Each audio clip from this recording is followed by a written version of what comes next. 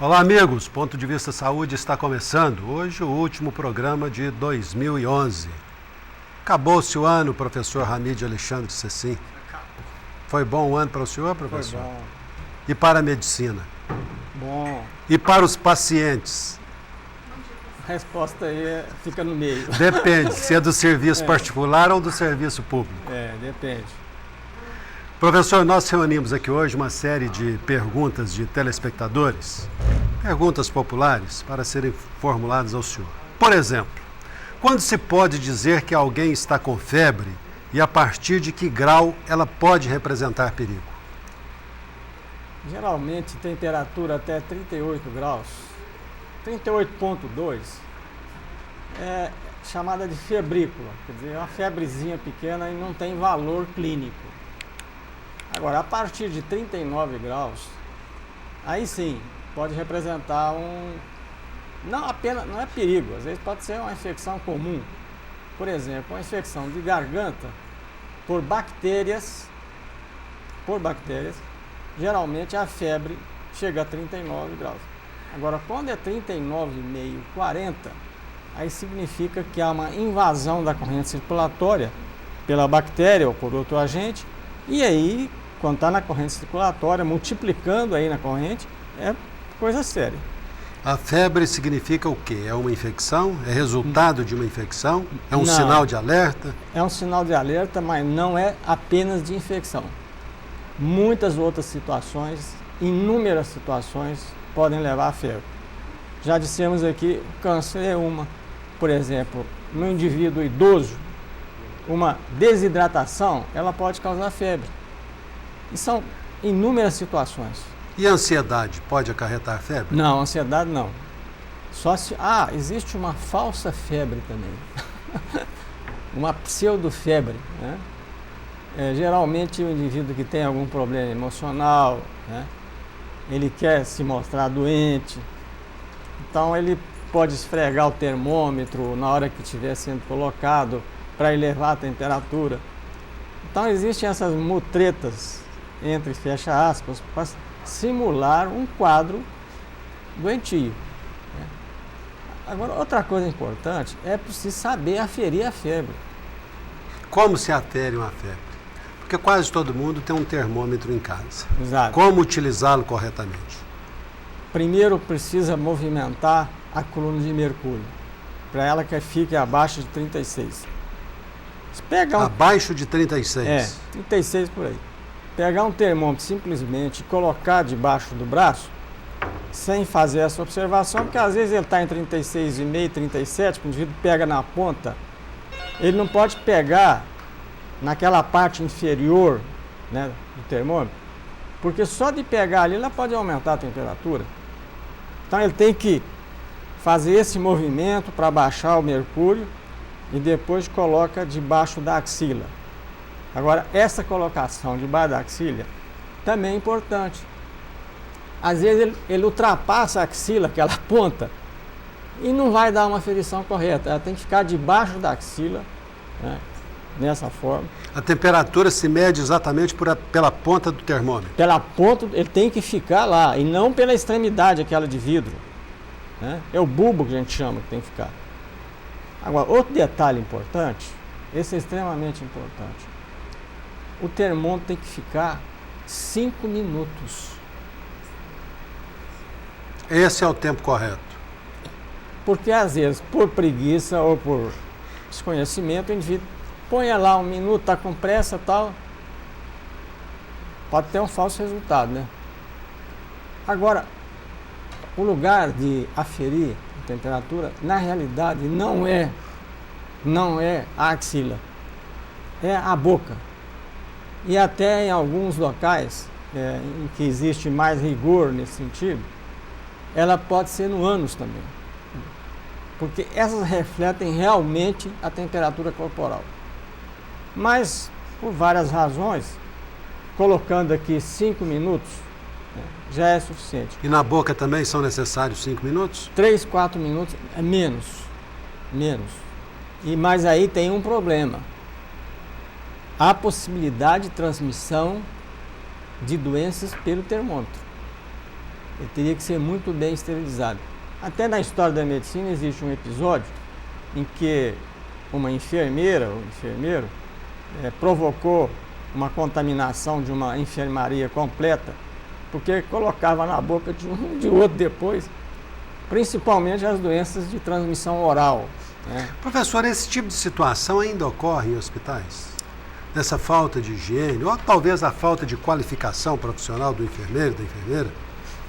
Olha, eu acho que é passível de ocorrer, mas não é por culpa do indivíduo que comete esse erro. Às vezes é pela pressa, porque é um enfermeiro para 40 doentes. Mas justifica isso, professor? Não justifica, mas o indivíduo às vezes não tem como reagir. Né? Quer dizer, a aferição de temperatura, de pressão arterial são duas condições clínicas extremamente importantes. Por exemplo, na hipertensão arterial, o indivíduo pode aferir a pressão para mais e fazer um falso doente de hipertensão. Então, a aferição da pressão arterial é rigorosa. E às vezes até há interesses, né, secundários em fabricar hipertenso. É o que se discute aqui, quais são os valores médios. Não pode se considerar, nós já discutimos isso aqui exaustivamente, um indivíduo com 13/9, né, ou 14/9 como sendo hipertenso. Isso é um absurdo. O senhor fez uma alusão aqui ao excesso de pacientes para enfermeiros nos nossos hospitais. Pois bem, nós temos uma enfermaria lotada para 1 ou 2 profissionais e o médico passa uma vez por dia para ver o paciente. Isso é suficiente? Essa passagem uma única vez por dia pela enfermaria, por parte do médico? Dependendo da gravidade, uma vez pode ser suficiente, dependendo da gravidade. Agora, quando o caso é mais grave, o médico sendo solicitado, ele comparece. Né? Geralmente se passa uma vez, porque há uma história que o enfermeiro fez do que se passou. Agora, essa história tem que ser muito bem feita, quer dizer, esse relato exato das condições do paciente precisa ser correto. Senão nós vamos correr no risco de falsos resultados também, novamente. Professor, o que justifica se cobrar até 100% da despesa do paciente quando ele vai para o quarto particular e não fica na enfermaria? Se é pelo SUS ou por um plano de saúde, por exemplo. O que justifica essa cobrança extra? Se o médico vai lá também nas vezes em que ele iria, em sendo por plano de saúde ou pelo SUS, qual é a justificativa disso? Isso é simplesmente um protocolo? A cobrança pelo médico ou pelo hospital? Por tudo, pelo hospital e pelo médico. Bom, aí eu só posso dizer que um hotel de 5 estrelas, ele custa mais caro do que um hotel de 3 estrelas. Mas o atendimento é diferente, professor. Num hotel de 5 estrelas, por exemplo, né, a toalha é melhor, a cama é melhor, o frigobar é melhor, tem ar-condicionado. Então, pressupõe-se que o cidadão está pagando por um serviço melhor. Mas qual é a diferença entre uma enfermaria e o quarto, a não ser ficar sozinho, por exemplo? Porque o médico vai lá a única vez em que ele iria se o paciente estivesse na enfermaria. Não, tá certo. Só que vamos tirar o médico dessa jogada, né? Sim. Essa linguagem. É que o quarto, a cama do hospital, vamos dizer assim, do apartamento, é melhor. Tudo lá é melhor. Tem toalha melhor, tem isso, aquilo melhor, a comida é melhor. A comida é melhor, professor, do apartamento do que da enfermaria? Mas, provavelmente, eu nunca estive assim em condições. Se bem que comida de hospital, olha, aquela sopa parece uma água suja. Não sei porque nunca experimentei. O senhor nunca esteve na enfermaria, né, professor? Não, felizmente, até onde eu me lembro, até não é verdade não. Quando eu tinha 5 anos, eu fui internado numa enfermaria. lá no Líbano. Enfermaria mesmo, tinha de crianças. Casa de campanha? Talvez. Mas recentemente, como não adoeci, né, muito, algumas vezes, talvez não foi necessário ir para a enfermaria. Professor, por que uma ferida dói menos se eliminar do pus? Porque o pus é um elemento tóxico, né? O pus significa que há um processo infeccioso. E a infecção, ela irrita as terminações nervosas. Porque nós sentimos dor é por causa do sistema nervoso periférico. Ele é irritado. Aí o indivíduo sente dor. Ao se eliminar o pus, ali é um tecido sadio. O mecanismo da dor é muito complexo. Ele é indício de que há qualquer anormalidade no organismo. Até um beliscão dói. Um beliscão, uma pontadinha dói. A dor é um mecanismo de defesa? É um mecanismo de defesa. O indivíduo que não sente dor, até isso chama analgesia congênita, não é um indivíduo normal. E existe alguém assim, professor? Existe. Tem indivíduo que não tem. A analgesia congênita, ninguém sabe o mecanismo, por que o indivíduo nasce e não tem essa capacidade de sentir dor. Dor e a febre são manifestações de reações de defesa do organismo contra alguma anormalidade orgânica. Orgânica, no sentido assim, corporal, que eu quero dizer. A dor é um fenômeno muito importante, né? Professor, quando se joga água oxigenada em um ferimento e aquilo ferve, é uma demonstração de inflamação ou não? Não. A água oxigenada, ela é um antisséptico. Porque o oxigênio da água oxigenada, ele combate alguns radicais livres que são liberados no processo doentio, né? Se eu falar patológico aqui, o pessoal não vai entender. No processo de doença, a água oxigenada, ela ainda é usada como antisséptico. Agora, antisséptico não é antibiótico. Porque existe diferença entre antisséptico e antibiótico. O antibiótico, ele age na causa daquele processo. No caso, em bactérias, né? E o iodo, por exemplo, o iodo, o sabão, ele pode agir em vírus também. Por exemplo, um indivíduo que teve um ferimento, se ele lavar com água e sabão, só com água e sabão, ele está ganhando 50%, 60%. Se ele colocar um antisséptico mais forte, derivado do iodo, são mais 70%. Antigamente, um indivíduo que tinha uma ferida tal, para prevenção de tétano, por exemplo, simplesmente a coisa mais importante é a lavagem com água e sabão. Muito importante. E também quando há, por exemplo, um indivíduo que é mordido por um cão, né, supostamente raivoso, essa primeira medida inicial, né, ela já é importante. É claro que depois tem que fazer vacina, soro, etc. Cada caso é um caso. Professor, o álcool gel pode ser usado como antisséptico no corpo humano? Pode? Pode e deve. E deve ser. Por quê? Porque o álcool, só o álcool que não é gel, ele tem uma evaporação mais rápida, né? Até a palavra, não sei se interessa isso, a palavra álcool quer dizer espírito, porque é alguma coisa que evapora, né? Aí, o álcool gel, ele tem uma ação um pouco mais prolongada, né? Ele fica mais tempo ali e não evapora.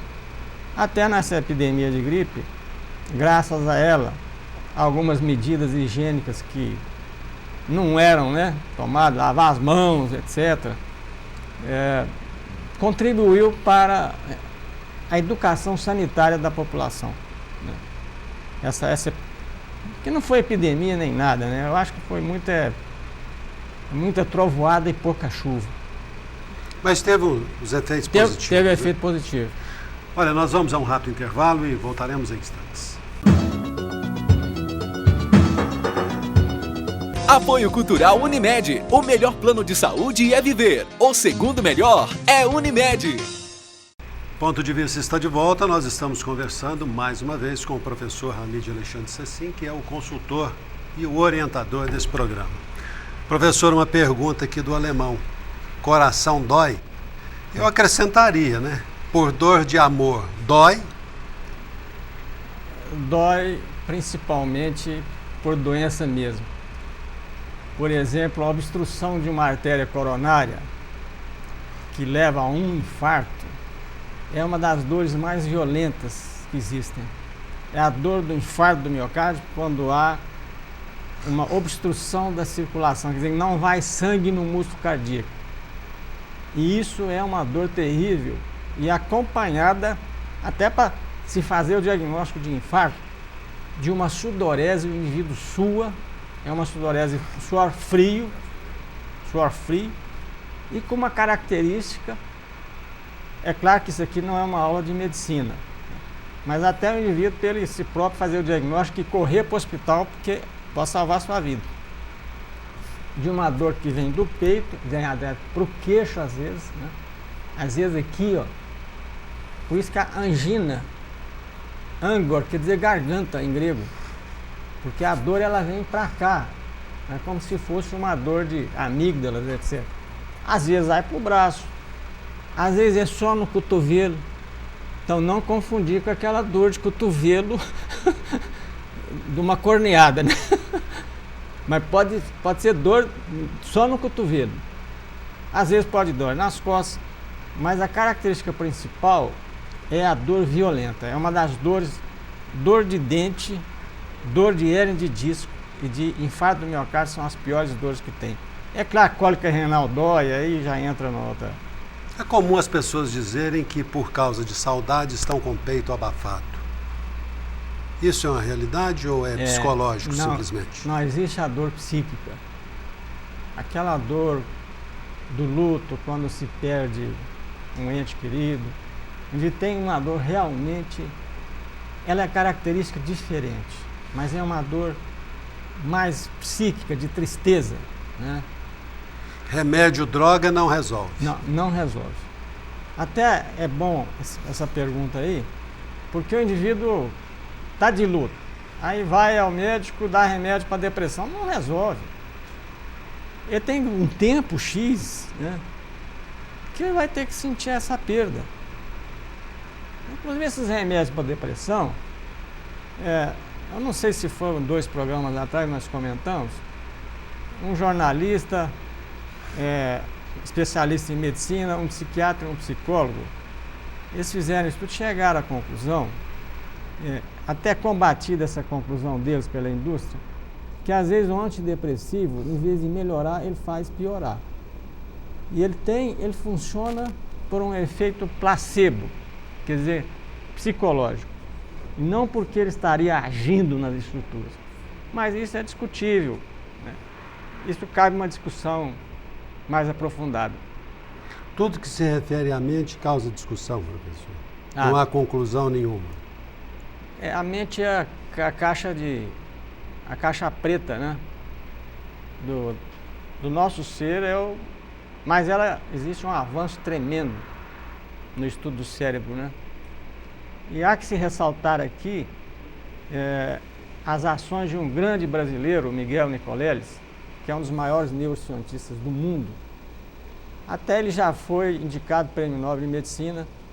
Ele fundou em Natal, aqui no Rio Grande do Norte, o Instituto do Cérebro de Neurociência, para estudar isso. Porque ele conseguiu movimentar, só pelo pensamento, fazendo um macaco andar em toque, quer dizer, a milhares de quilômetros de distância, implantando um chip no cérebro, entendeu?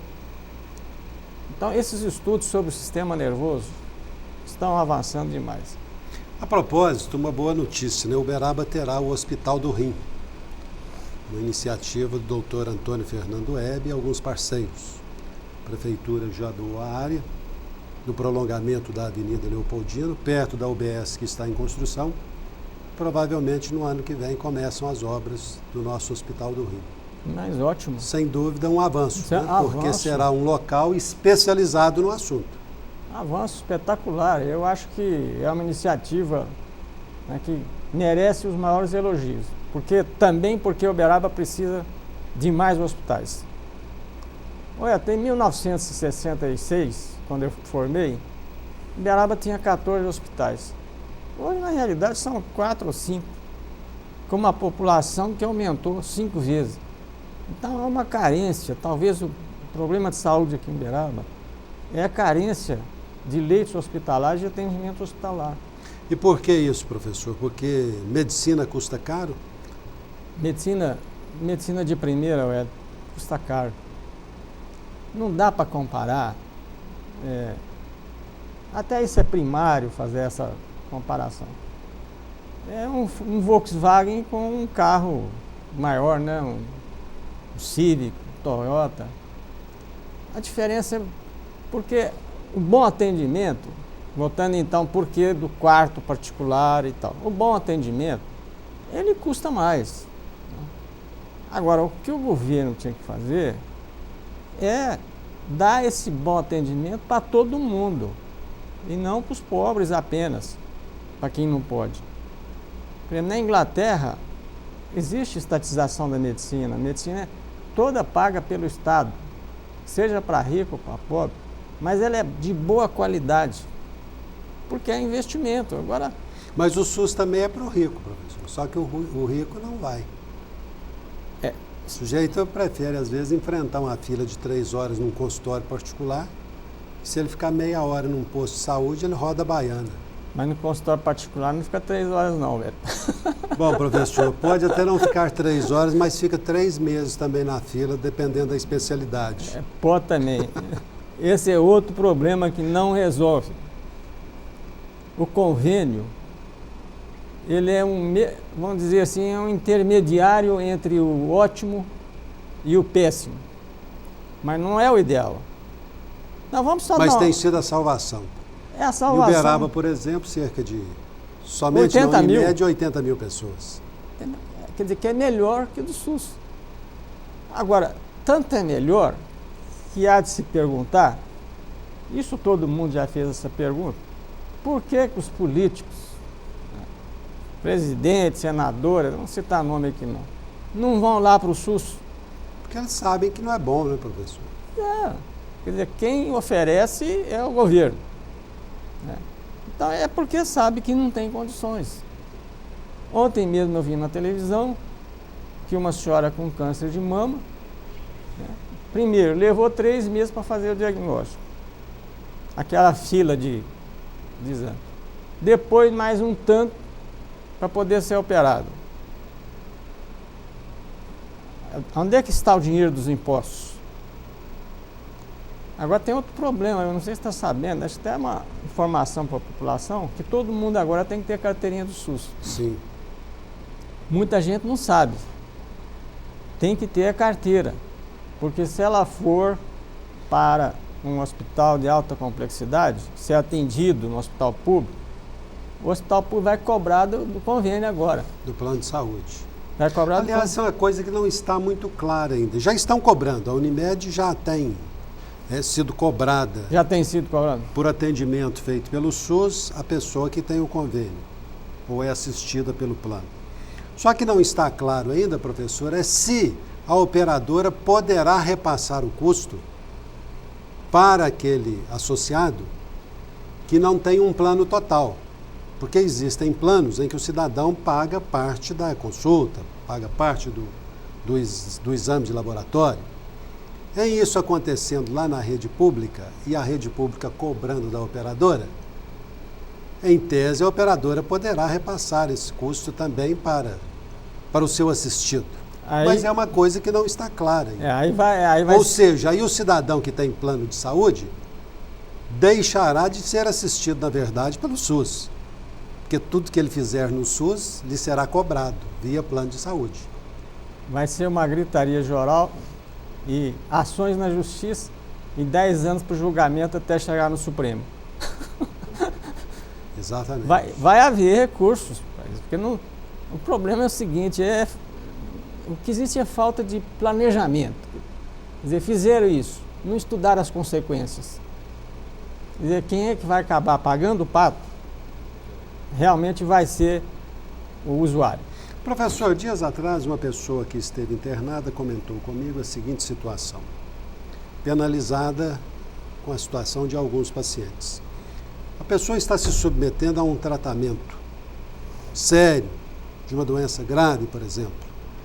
Naquele intervalo do atendimento no hospital, para o retorno, quando ele fica em casa, a alimentação dele é muito pior do que a fornecida no hospital, porque a do hospital é balanceada. Certo. Isso agrava a situação do paciente? Isso poderá levá-lo à morte por não resistir à dureza do tratamento, por exemplo? No caso de câncer, especificamente? Olha, eu acho que diretamente não, mas indiretamente sim, porque o indivíduo mal alimentado, ele tem as suas resistências baixas. Há uma queda de resistência. Por quê? Porque o componente principal dos anticorpos, aqueles mecanismos de defesa do organismo, são de proteínas. Mas se nós estamos falando numa assistência bancada pelo SUS, ou pelo governo, ou por todos nós contribuintes, não seria o ideal que no atendimento do SUS também tivesse um acompanhamento social dessa pessoa que está se submetendo a um tratamento tão duro quanto este? Não, no aspecto da alimentação, por exemplo? Não, seria necessário. Inclusive já os convênios, né, através do chamado home care. Aliás, eu não sei para que falar home care e não cuidados domésticos. É porque é chique falar em inglês. Hoje tudo é delivery, outlet. Né? Outlet quer dizer que está jogando, um saldão. Quer dizer, vou falar o termo, isso é uma frescura. Sim. Né? E haja fresco nesse país. Não sei se frescos tem muito, mas frescura tem. Né? Delivery é para entregar pizza. Né? Sale. Você sabe o que é sale? Sale é liquidação. Põe liquidação lá. Agora, como é que o povão aí vai saber o que é sale? Terceiro mundo. Ou você não acha? Com certeza. Mas, voltando ao raciocínio, os planos de saúde dão algum tipo de assistência a esses pacientes? Dão em casa. Assistência em casa, às vezes enfermeiro. Até a Unimed aqui já faz isso. Se tu toma um remédio em casa, não precisa ficar internado em hospital. Que é um grande risco. É um grande risco. E economia também para o plano de saúde. Né? Então, esse sistema ele já existe em outros países. Hospital, antigamente, todo mundo gostava de ir, né? Não sei se você lembra. Não, vou para o hospital porque lá vai ser melhor. Exatamente. A coisa mudou hoje. É melhor tratar Havia em até casa. quem se internasse simplesmente para descansar. Talvez, né? Talvez, mas em casa é muito melhor, né? Tem o carinho da família, o tratamento é outro, aquela comida que você... Né? Que é a comida de casa, caseira. Não precisa ser 5 estrelas, não, restaurante, Sim. né? Então, tudo isso é importante na cura do doente. E viram isso. O hospital é um lugar inóspito, nós podemos falar hoje em dia, né? Professor, por que se faz tanto mistério sobre a infecção hospitalar, sobre os níveis da infecção hospitalar? Olha, semana passada, infelizmente você não estava aí, até nós conversamos sobre isso. Porque não há notificação. Quer dizer, existe um processo infeccioso, mas não há notificação oficial às comissões de infecção hospitalar, que são obrigatórias. Todos os hospitais brasileiros são. Agora, não há notificação por descaso ou porque é uma forma do hospital se resguardar, para não ser acionado judicialmente por consequências graves acarretadas a pacientes, vítimas de infecção hospitalar? Tem duas situações aí, nessa condição. Primeiro, vamos dizer assim, por negligência. Negligência e imperícia, porque não se atribuiu aquela infecção ao fato dele estar no hospital. Não, fala, não, isso é porque teve queda de resistência. Ora, queda de resistência, todo indivíduo que vai para o hospital, só dele entrar e olhar aquilo lá, que a resistência dele cai pelo medo. Né? Então esse é um artifício. Agora, que o índice no Brasil não é aquele que se propaga, não é, é verdade. Eles falam que é 2,5%, 5%, que não existe estatística. A estatística é aquela do povão. Todo mundo sabe que o indivíduo morreu. Né? E que você não tem ninguém aí que vai para o hospital, com raras exceções. E aqui eu quero fazer um parênteses. Não é culpa do médico. Não é culpa. Há toda uma estrutura deficiente. Há uma estrutura deficiente. As comissões de infecção hospitalar precisavam agir, entendeu? E elas agem de certo ponto, né, até onde pode, no sentido da profilaxia, né, da prevenção. E nós comentamos aqui, isso é amplamente sabido, a primeira coisa mais importante, lavar a mão. Esse é o mecanismo de impedir infecção hospitalar. O outro, entrada desnecessária de visitas, parentes ou não, de outras pessoas alheias ao ambiente, pessoa que vem da cozinha, por exemplo, ou a pessoa que vai fazer algum procedimento lá, tem que resguardar-se da infecção, ela própria, para não evitar. Então, ela tem que tomar algumas atitudes em relação à higiene. É preciso entrar com o chapéuzinho, aquele chapéu de enfermeira, porque às vezes o cabelo não está limpo, para evitar que caia um cabelo, igual a cozinheira faz. Então, todos esses procedimentos.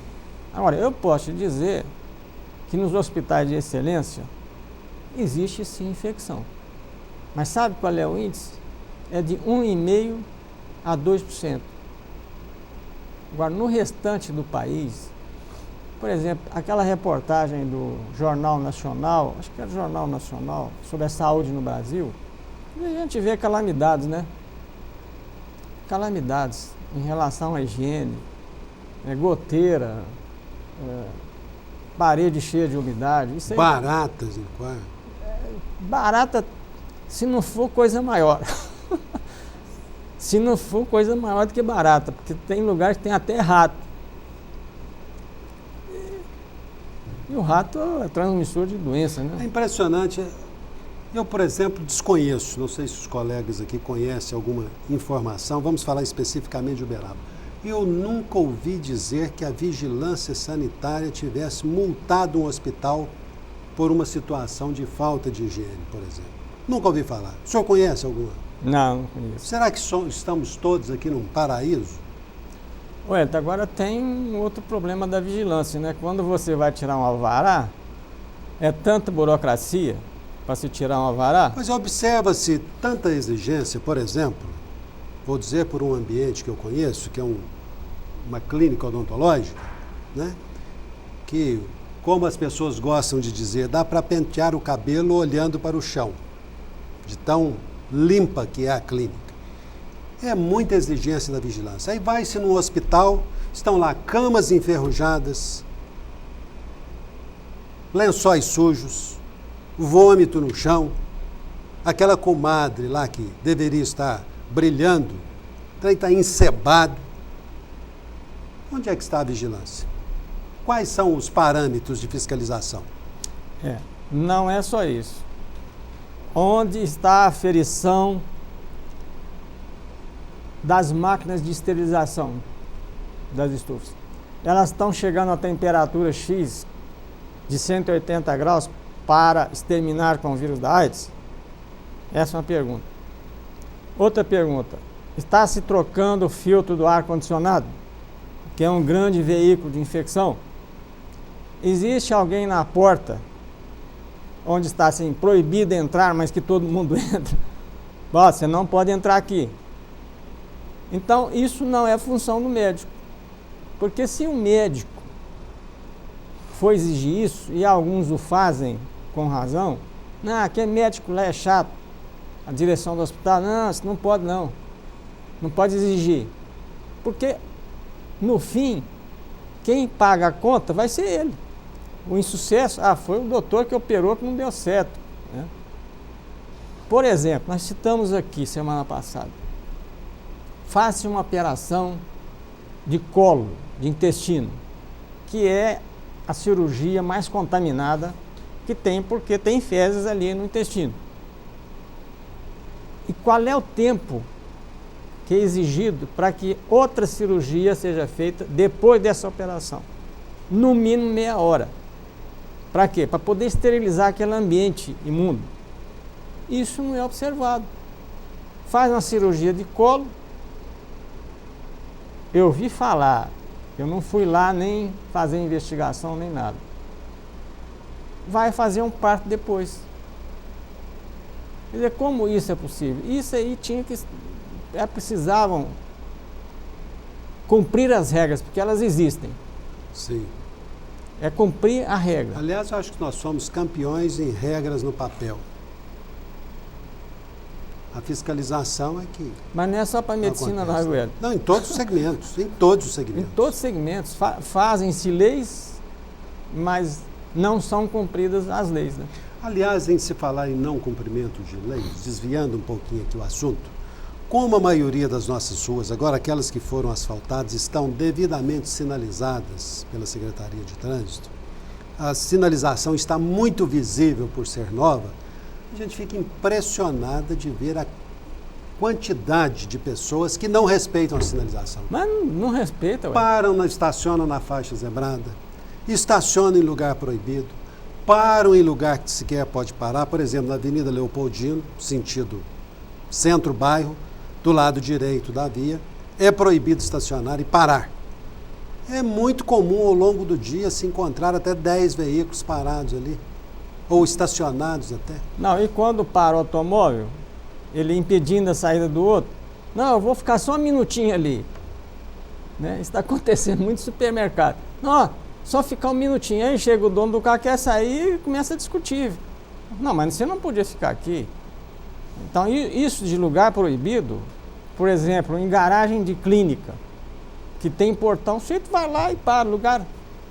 Especialmente se ele for ao próprio médico, né? É. Aí ele se sente no direito de ocupar a entrada da garagem. Não, uma vez aconteceu, até comigo na minha clínica lá, um indivíduo parou o carro em frente à minha garagem porque ameaçava-se uma chuva violenta.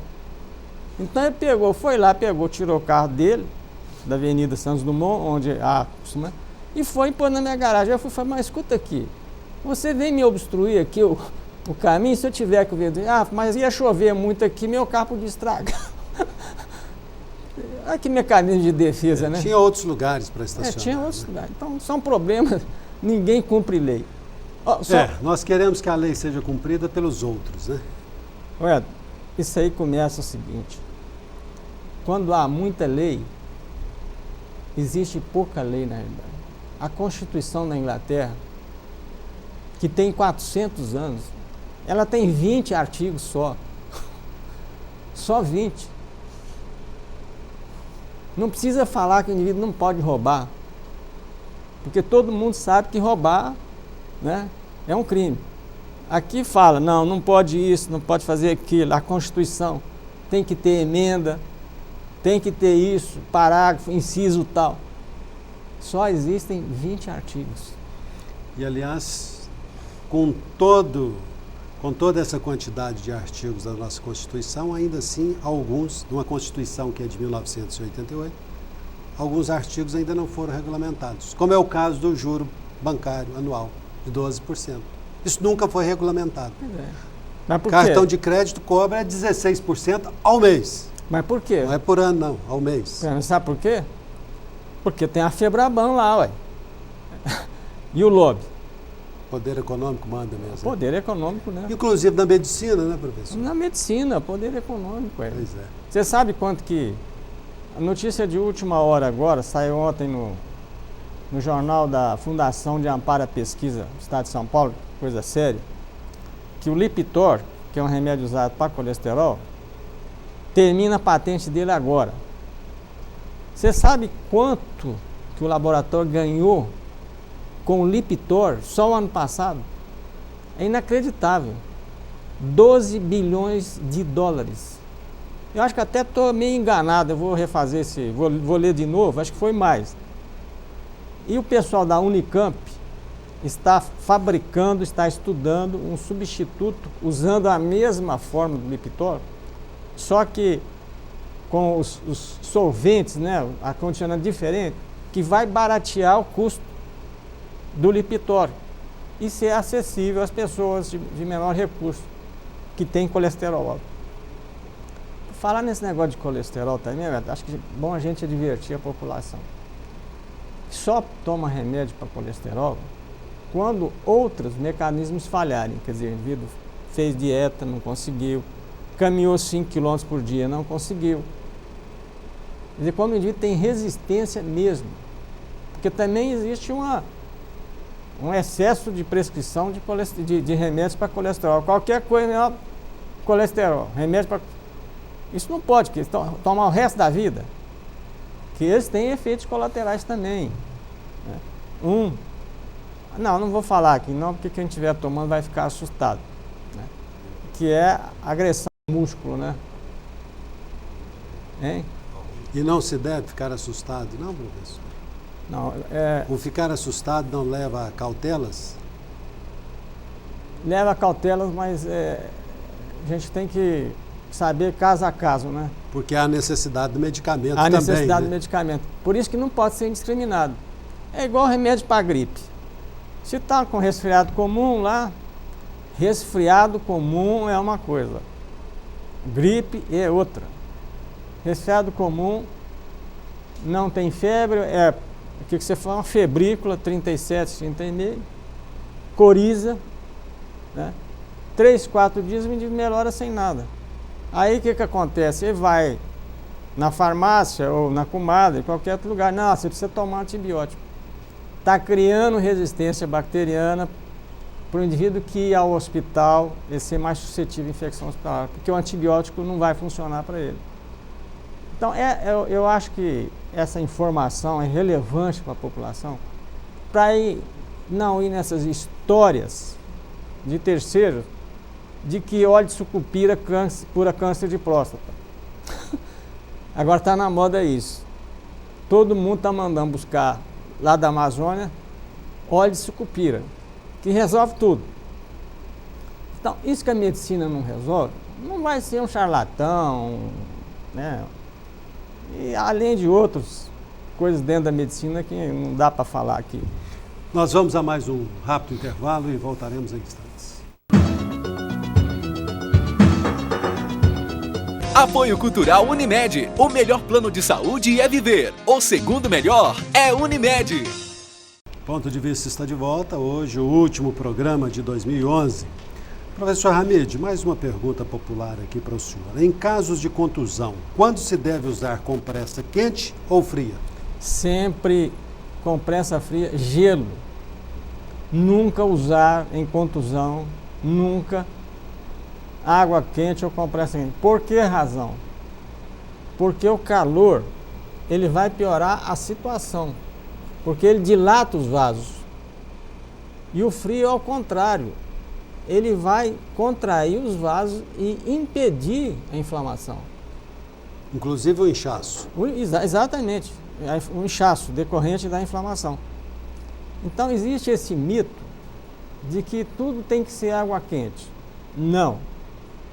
Caso agudo, por exemplo, até 48 horas de contusão, é gelo, porque o gelo, ele elimina a dor, porque ele age nas terminações nervosas, impedindo a passagem do estímulo doloroso daquele local losado lá para cima. Porque nós sentimos dor, não é no local. Nós sentimos dor, é no centro da dor. Por exemplo, um indivíduo que tem hanseníase, antigamente se chamava de lepra, ele não sente dor, por quê? Porque os nervos são destruídos pelo bacilo da doença, né? Pelo agente da doença. Então o indivíduo não sente dor. Então, o problema da dor é na periferia, não, é lá em cima. Mas nós vamos agindo aqui na periferia. E o gelo é o mais indicado. Uma última pergunta aqui, professor. Qual é o segredo da dormência dos pés ou das mãos? Olha, esse é um diagnóstico dificílimo. Aí tem que ser, o indivíduo tem que ter o diagnóstico diferencial. O que é o diagnóstico diferencial? É a eliminação de uma causa, de duas causas, O indivíduo, pela experiência, ele consegue eliminar. Até recentemente fizeram um trabalho de ressonância. Como um médico, ele faz essa eliminação e chega ao diagnóstico só às vezes pelo olhar. Então é o olho clínico. O indivíduo que chega com icterícia, olho amarelo, se o médico não olha o olho dele, não vai fazer diagnóstico. E se o fizer, quer dizer que se olhar, ele vai saber que a doença do sujeito está no fígado. Agora, dormência na mão, tem que ver o que está associado com ela. Se tem perda de força, por exemplo. Se tem realmente sensação, tem que usar um algodão ou frio para ver se existe alguma alteração. O simples fato de ter dor pode ser diabetes e também tem um componente emocional. Agora, existe um tipo de dormência associada com dor neuropática. Essa dor neuropática é terrível o diagnóstico, tem muitas causas. E há a lesão das pequenas fibras nervosas na periferia. Pode ser problema vascular, porque não vai sangue ali. Olha, no mínimo, sem exagero, nós devemos ter uns 50, 60 causas de dormência. É um desafio. Outro desafio é a tal de labirintite, a vertigem, outras 100 causas. Então a medicina exige investigação e um raciocínio diagnóstico é a base da medicina, porque a medicina é uma ciência lógica também. Não é matemática, mas tem lógica. Não é 2 mais 2 mais 4. Mas a lógica é muito pior, que ela tem que partir de uma verdade universal. O que é verdade universal? É aquilo que é incontestável. O sol brilha. Alguém pode contestar? É uma verdade universal. Professor, muito obrigado pela companhia durante todo esse ano, pelos esclarecimentos aos uberabenses. No ano que vem estaremos firmes aqui, se Deus assim o permitir. Se Deus quiser. E a todos vocês que nos acompanharam ao longo desses 12 meses de 2011, muito obrigado pela deferência, pelo prestígio. Esperamos ter contribuído aqui um pouquinho para que você tivesse uma vida saudável ou melhor ao longo de todo esse ano, com os votos de que o ano que vem seja muito melhor. E aqui estaremos na companhia do professor Hamid Alexandre Cecim para continuarmos difundindo informações que possam efetivamente te proporcionar uma vida saudável. Todos vocês, um grande abraço.